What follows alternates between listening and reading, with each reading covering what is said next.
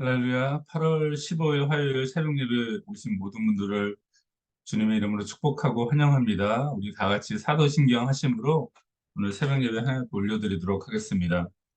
전능하사 천지를 만드신 하나님 아버지를 내가 믿사오며 그 외아들 우리 주 예수 그리스도를 믿사오니 이는 성령으로 잉태하사 동정녀 마리아에게 나시고 본디오 빌라도에게 고난을 받으사 십자가에 못 박혀 죽으시고 장사한 지 사흘 만에 죽은 자 가운데서 다시 살아나시며 하늘에 오르사 전능하신 하나님 우편에 앉아 계시다가 저희로서 산자와 죽은 자를 심판하러 오시리라. 성령을 믿사오며 거룩한 공예와 성도가 서로 교통하는 것과 죄를 사하여 주시는 것과 몸이 다시 사는 것과 영원히 사는 것을 믿사옵나이다. 아멘. 할렐루야. 밤새 평안히 잘 주무셨나요? 예. 우리 같이 한 두 가지 정도 기도 제목 기도하기 원합니다. 첫 번째로 우리 모두가 예수 그리스도 안에서 성령의 충만함을 받아서 증인된 삶을 살아갈 수 있도록 하나님 도와주시옵소서라는 기도 제목과 또 우리 교회 리더들을 위해서 또 같이 기도하기 원합니다. 우리 세우신 김성규 담임 목사님 위해서 항상 영혼까지 강건함으로 붙잡아 달라고 기도해 주시고 또 사역자들 또 목회협력위원회 교회 리더들이 영적으로 잘 항상 깨어 있고 기도하는 그 모습을 통해 이 교회가 든든하게 서 나갈 수 있도록 도와달라고 우리 두 가지 정도 기도 제목 놓고 함께 기도하도록 하겠습니다. 사랑과 은혜 하나님 감사합니다. 하나님 날마다 아침마다 우리를 깨워주시고 정말 주님 앞에 우리의 마음을 쏟으며 기도하며 나갈 수 있는 은혜를 베풀어 주시니 감사합니다. 하나님 정말 우리 펠로십 공동체 예수 그리스도 안에서 세워져 나가는 든든한 공동체가 되기를 간절히 소원합니다. 하나님, 주님이 아니면 우리가 설 수 없고 살아갈 수 없는 연약한 존재임을 고백하오니 이 새벽에 다시 한번 주님의 임재 가운데 들어가게 하시고 뿐만 아니라 우리가 정말 성령의 권능과 능력을 덧입어서 하나님 이 세상을 능력으로 하나님의 능력으로 살아갈 수 있는 귀한 우리 헬로시 공동체 될 수 있도록 붙잡아 주시옵소서. 하나님 예수 그리스도의 보혈의 능력이 아니고 성령의 능력이 아니면 우리가 살아갈 수 없고 세워질 수 없고 주의를 감당할 수 없사오니 날마다 충만함으로 채우셔서 이 귀한 복음의 사명들, 선교의 사명들 잘 감당해 나가는 우리 교회가 될 수 있도록 인도해 주시옵소서. 특별히 우리 교회 리더들 위해 기도하기 원합니다. 세우신 우리 김성교 담임 목사님 붙잡아 주셔서 항상 영역간의 강건함으로 세워주시고 정말 영적인 지혜와 능력을 더하셔서 하나님 이 귀한 주님의 몸된 교회를 주님의 마음으로 잘 이끌어갈 수 있도록 붙잡아 주시고 교회에 또 많은 리더들이 있습니다. 또 우리 사역자들 또 우리 목회협력위원회 각 기관들 부서장들 함께 하셔서 하나님 먼저 리더들이 영적으로 깨어 기도하며 기도의 자리에 설 수 있도록 붙잡아 주시옵소서. 그래서 우리가 기도함으로 하나님의 뜻을 분별하여 하나님의 그 기쁘신 뜻을 순종하며 나갈 수 있는 귀한 재단이 될 수 있도록 하나님 역사하여 주옵소서. 이 새벽에도 우리 가운데 말씀하여 주시고 주의 음성을 듣게 하시고 예수 그리스도 안에서 성령의 능력으로 우리가 인도함 받는 귀한 복된 하루 될 수 있도록 역사하여 주시옵소서. 감사드리며 예수 이름으로 기도하옵나이다. 아멘. 예, 오늘 같이 함께 나누실 말씀은요. 사도행전 22장 1절에서 16절 말씀입니다. 사도행전 22장 1절에서 16절까지 말씀. 예, 제가 읽도록 하겠습니다. 부형들아, 내가 지금 여러분 앞에서 변명하는 말을 들으라. 그가 히브리 말로 말함을 듣고 더욱 조용한지라. 이에 이르되 나는 유대인으로 길리기아 다소에서 났고 이성에서 자라 가마리엘의 문화에서 우리 조상들의 율법의 엄한 교훈을 받았고 오늘 너희 모든 사람처럼 하나님께 대하여 열심히 있는 자라. 내가 이 돌을 박해하여 사람을 죽이기까지 하고 남녀를 결박하여 옥에 넘겼노니 이에 대제사장과 모든 성도들이 내 증인이라. 또 내가 그들에게서 다메섹 형제들에게 가는 공문을 받아가지고 거기 있는 자들도 결박하여 예루살렘으로 끌어다가 형벌받게 하려고 가더니 가는 중 다메섹에 가까이 갔을 때 무정쯤 되어 호련히 하늘로부터 큰 빛이 나를 둘러 비치매 내가 땅에 엎드려져서 들으니 소리가 있어 이르되 사울아 사울아 내가 왜 나를 박해하느냐 하시거늘 내가 대답하되 주님 누구시니까 하니 이르시되 나는 내가 박해하는 나사렛 예수라 하시더라. 나와 함께 있는 사람들이 빛은 보면서도 나에게 말씀하시는 이의 소리는 듣지 못하더라. 내가 이르되 주님 무엇을 하리이까? 주께서 이르시되 일어나 다메섹으로 들어가라. 내가 해야 할 모든 것을 거기서 누가 이르리라 하시거늘 나는 그 빛의 광채로 말미암아 볼 수 없게 되었으므로 나와 함께 있는 사람들의 손에 끌려 다메섹에 들어갔노라. 율법에 따라 경건한 사람으로 거기 사는 모든 유대인들에게 칭찬을 듣는 아나니아라 하는 이가 내게와 곁에 서서 말하되 형제 사울아 다시 보라 하거늘 즉시 그를 쳐다보았노라. 그가 또 이르되 우리 조상들의 하나님이 너를 택하여 너로 하여금 자기 뜻을 알게 하시며 그 의인을 보게 하시고 그 입에서 나오는 음성을 듣게 하셨으니 내가 그를 위하여 모든 사람 앞에서 내가 보고 들은 것에 증인이 되리라. 이제는 왜 주저하느냐? 일어나 주의 이름을 불러 세례를 받고 너의 죄를 씻으라 하더라. 아멘. 예, 오늘 함께 나눌 제목은요. 내가 보고 들은 것에 증인이 되리라. 내가 보고 들은 것에 증인이 되리라. 라는 제목으로 말씀을 나누겠습니다. 바울이 마침내 이제 예루살렘에 들어가게 됐죠. 여러 가지 이제 성령의 음성을 들으며 내가 예루살렘에 들어가면 여러 가지 환난과 결박이 너를 기다린다고 그런 음성을 들은 후에 바울은 마침내 이제 예루살렘에 들어가게 됩니다. 그리고 예루살렘에 들어가서 그 예루살렘 교회의 최고 지도자 중에 한 명인 야고보와 장로들을 만나게 되죠. 그래서 바울은 그동안 이제 3차 전도 여행을 통해 자신이 경험했던 것들, 그러니까 한마디로 쉽게 얘기해서 지금으로 치면 선교 보고를 하는 거였죠. 선교 보고를 그 장로들과 야고보 사도에게 그렇게 얘기를 합니다. 그리고 그 선교 보고를 들은 야고보와 장로들은 하나님께 영광을 올려드리게 되죠. 그런데 이 야고보와 장로들은 한 가지 걱정이 있었습니다. 그것은 뭐냐면요. 이 예루살렘 교회에는 여전히 그리스도를 믿는 자들이 많지만 그들의 신앙적인 백그라운드, 배경은 여전히 율법의 열성이 있는 자들이라는 것입니다. 그러니까 어, 예수님을 영접하긴 했지만 그들의 그 뿌리 깊은 그 종교적 배경, 즉 그 유대적인 배경을 가진 그리스도인들이 여전히 많다는 것이죠.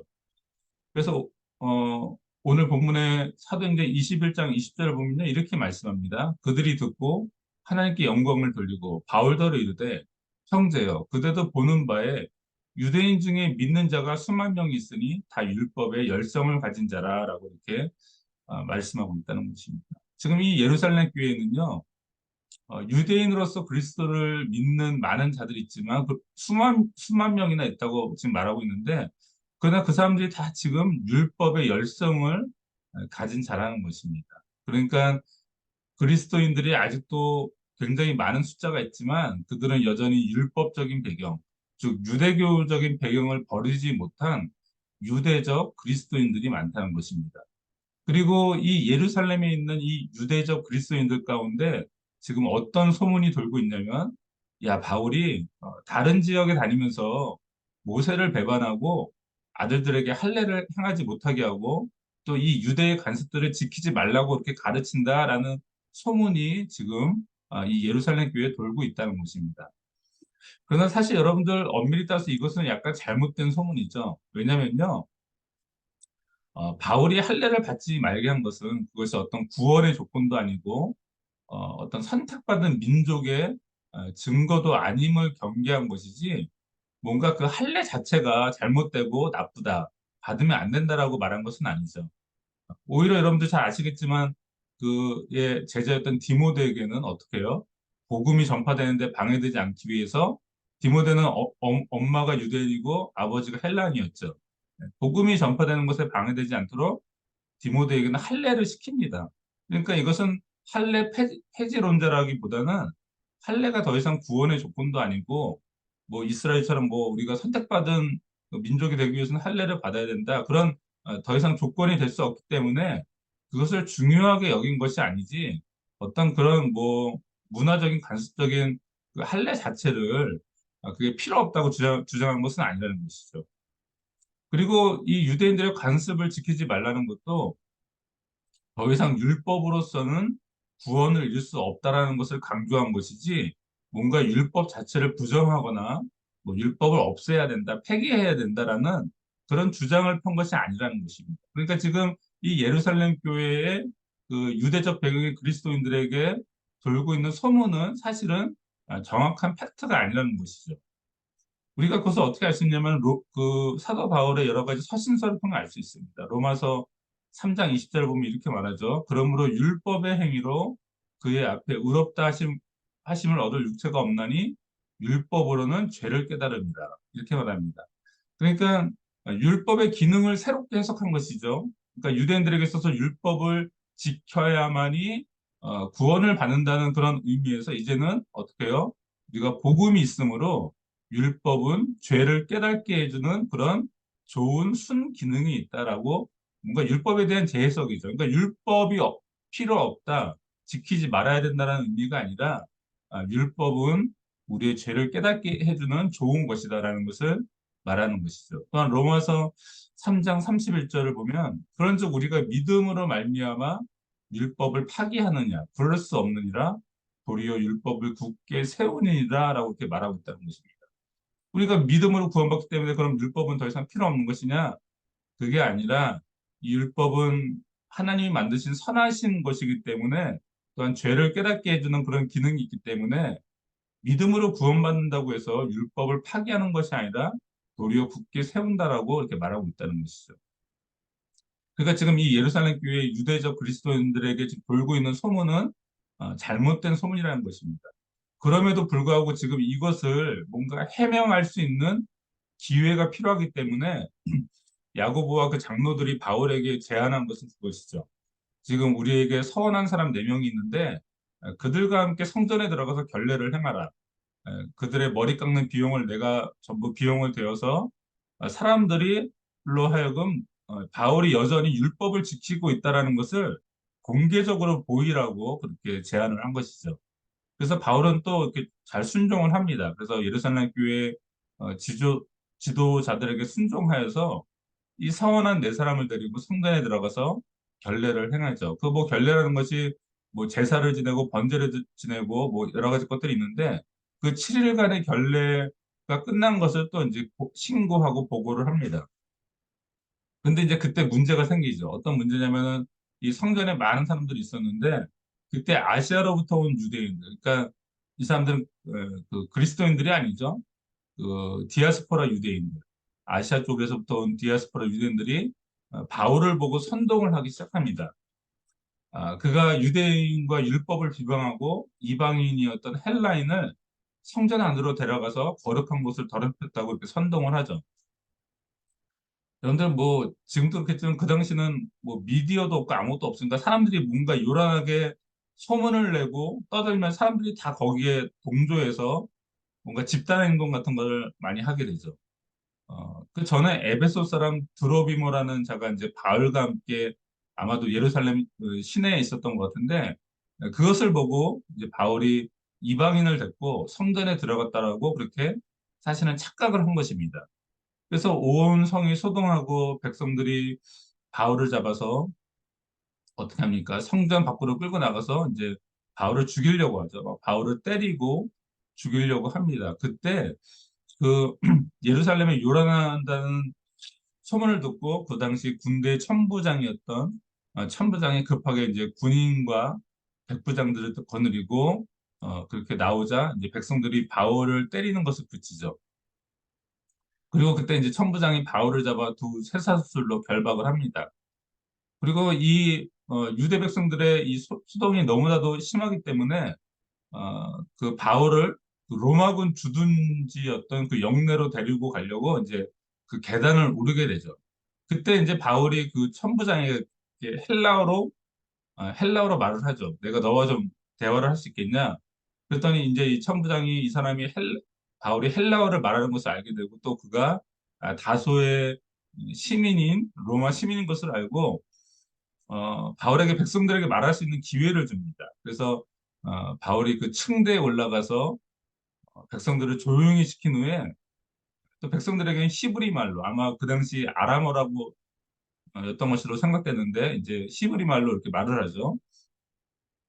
네, 이것을 보면서 참 하나님의 일하심은 놀라운 것 같습니다. 오히려 바울은 자신이 핍박당하는 이 상황을 바꿔서 수많은 사람들 앞에서 간증하고 설교하는 기회로 삼았다는 것이죠. 이 하나님의 일하심. 사실은 이렇게 많은 불신자들을 모으기도 힘들 텐데 하나님은 이 바울을 핍박하는 상황들을 바꿔서 어떻게 보면 그들에게 복음을 전하고 한 번 더 간증할 수 있는 기회를 바울에게 주신 것이죠. 그리고 이제 바울은 간증 같은 설교를 합니다. 유대인들에게. 내가 유대인으로서 얼마나 열심히 있는 자였는지를 설명하고, 그리고 자기가 이 다메섹 도상으로 내려가면서 어떻게 예수 그리스도를 만나게 됐는지에 대해서 간증하는 시간을 갖습니다. 네. 그리고 이 다메섹에 내려가서 눈먼 자신을 고쳐준 아나니아가 자신에게 해준 말을 또 그들에게 전하죠. 그것이 오늘 사도행전 22장 14절 15절에 나와 있습니다. 아나니아가 바울에게 그렇게 얘기하죠. 그가 또 이르되 우리 조상들의 하나님이 너를 택하여 너로 하여금 자기 뜻을 알게 하시며 그 의인을 보게 하시고 그 입에서 나오는 음성을 듣게 하셨으니 내가 그를 위하여 모든 사람 앞에서 내가 보고 들은 것 중에 증인이 되리라라고 이렇게 아나니아가 바울에게 했던 얘기를 그 유대 백성들에게 말을 합니다. 아나니아가 바울에게 한 말은 이것입니다. 첫 번째는 하나님의 부르심, 선택에 관한 것입니다. 어, 하나님이 너를 택하여, 우리 조상들의 하나님이 너를 택하였다고 말하고 있죠. 여러분들 시브리서 5장 4절을 보면 이렇게 말씀하고 있습니다. 이 종기는 아무나 스스로 취하지 못하고 오직 아론과 같이 하나님의 부르심을 받은 자라야 할 것이라고 말씀하고 있습니다. 여러분들, 여러분들에게는요, 하나님의 부르심이 있다는 것입니다. 에베소서 1장 4절 5절을 보니까 곧 창세 전에 그리스도 안에서 우리를 택하사 우리로 사랑 안에서 그 앞에 거룩하고 흠이 없게 하시려고 그 기쁘신 뜻대로 우리를 예정하사 예수 그리스도로 말미암아 자기의 아들들이 되게 하셨으니라고 말씀하고 있습니다. 창세 전에 그리스도 안에서 여러분들을 선택하셨다는 것이죠. 여러분들 저는요 모태 신앙입니다. 제가 지금 4대째 믿고 있습니다. 저희 증조 할아버지부터 믿음 생활하셨는데 저희 아들은 5대째가 되겠죠. 여러분들 제가 믿는 집안에 태어난 것은 하나님의 선택이고 은혜라는 것이죠. 제가 태어나 보니까 저는 4대째 믿고 있는 집안의 아들로서 태어났다는 것입니다. 제가 선택한 것이 아니고 내가 의지적으로 결정한 것이 아니고 제 힘으로 결정한 것은 아무것도 없다는 것이죠. 전적인 하나님의 은혜이고 하나님의 부르심이었다는 것입니다. 여러분들 중에서도 뭐 모태신앙이신 분도 계실 것이고 아니면 여러분들 세대에 처음으로 예수를 믿어 첫 열매로서 부르심을 받은 분들도 아마 있을 것입니다. 여러분들 이 부르심은요 우리가 사실 잘 이해할 수 없고 설명할 수 없습니다. 전적인 하나님의 주권이고 하나님께서 사랑하시는 자를 부르셨다는 것이죠. 바울을 부르신 것처럼 하나님의 어, 너희 우리 조상들의 하나님이 너를 택하였다. 하나님께서 우리 한 분 한 분들을 다 선택하셨다는 것입니다.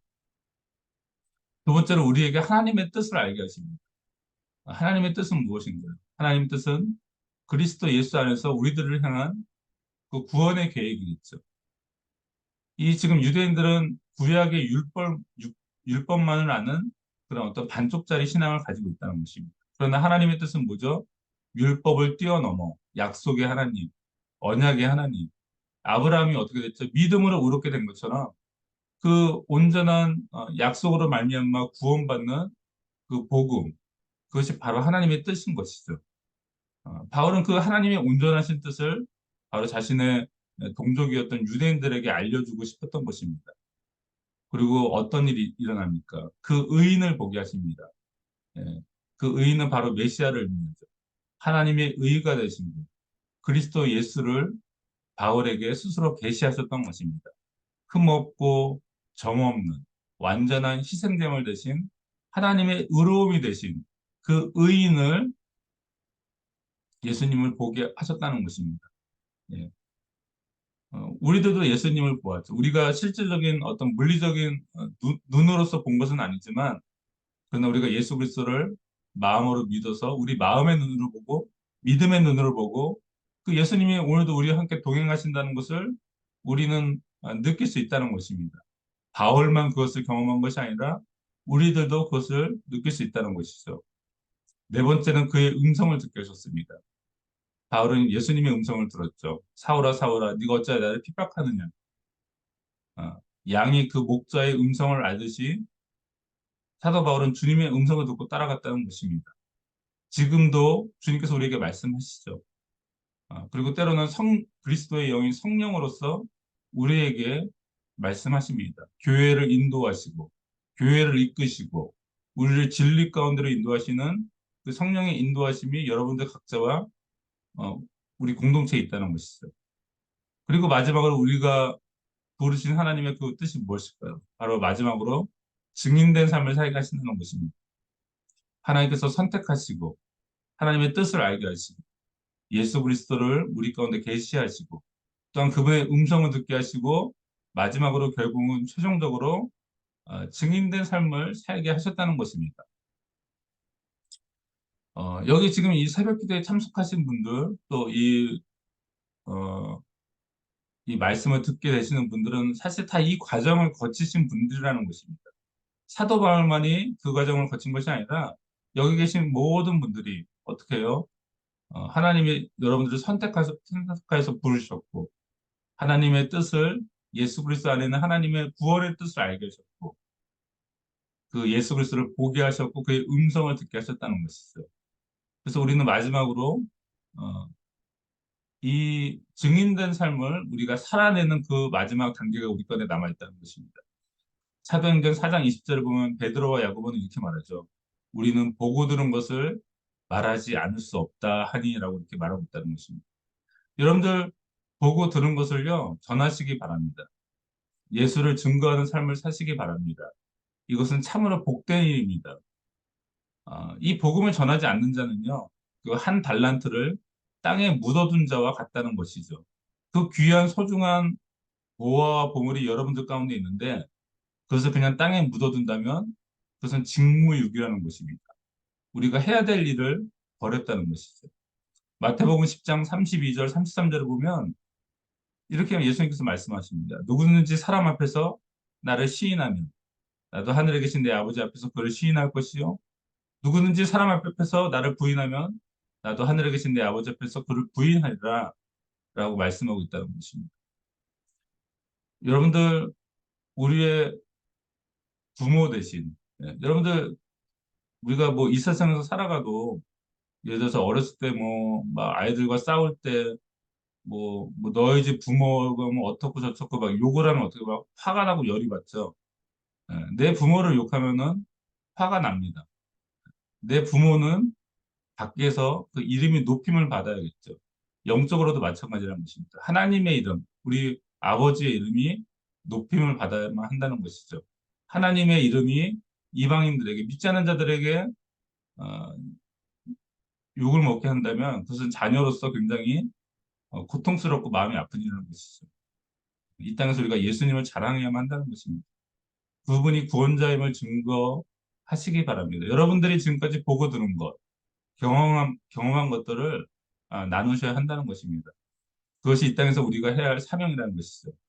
내가 그를 위하여 모든 사람 앞에서 내가 보고 들은 것에 증인이 되리라라고 주님께서 이 새벽에 우리 가운데 말씀하고 있다는 것입니다. 그 놀라운 복된 삶, 증인된 삶, 그것이 사실은 참된 복된 인생이라는 것이죠. 우리가 뭔가 재산이 많아지고 풍성해지고 먹을 것이 많고 물론 뭐 그것도 하나님의 복일 수 있겠지만 참된 복된 인생은 우리가 예수 그리스도의 이름을 충분히 넉넉하게 증거하여서 그것을 전파하여서 이렇게 살아내는 그 모습이 사실은 가장 복되고 귀한 인생이라는 것입니다.